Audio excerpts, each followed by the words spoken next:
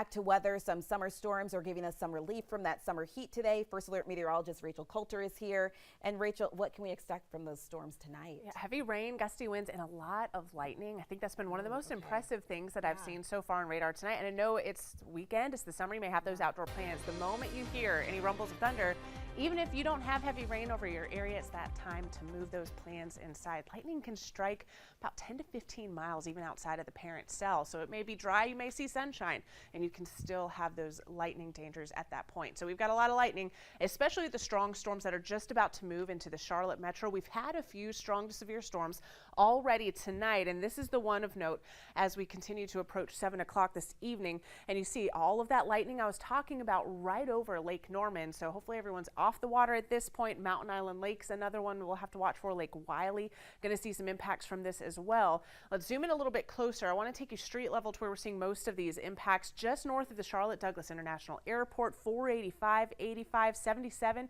Visibility is about to drop there like we're seeing on these other area interstates. There's, you take all of these roads. 321 saw some impacts earlier. This is now approaching I-77, 21, Oakdale, Huntersville, Cornelius, Mountain Island Lake down towards Mount Holly, Belmont, Cramerton, all areas seeing some of these storms now. I'm going to switch this over to wind speed and direction. And fortunately, the last time you checked in, I saw some brighter shades of green on the map indicating to me we had some strong winds, but I do think that this storm is still going to be capable at times in these isolated pockets. And the National Weather Service watching this as well could produce wind gusts up to 30 to 40 miles per hour with a few pockets up to 50 miles per hour possible. Now, in order to get a severe thunderstorm warning, you need 58 mile per hour wind gusts, quarter-sized hail. Not seeing that at this point, but keep those alerts on loud just in case the storm intensifies. Here's some ETAs. It moves to the south and east at about 25 miles per hour.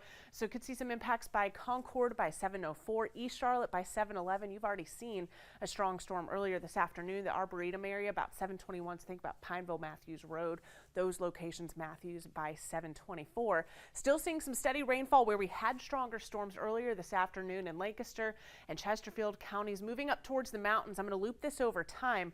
This is just rainfall. That's the good news there. We had some severe storms to the north and west of our mountain communities, and those have really weakened. The strongest storm is over Mecklenburg County. That's going to slide south and east. A lot of this is going to be wrapping up after sunset. And then by tomorrow morning, it's possible certainly to get some lingering cloud cover, but a stray shower will be possible tomorrow as well. Let's talk about the current conditions. I want to show you this live view from our HD tower camera, and you can see those storms incoming.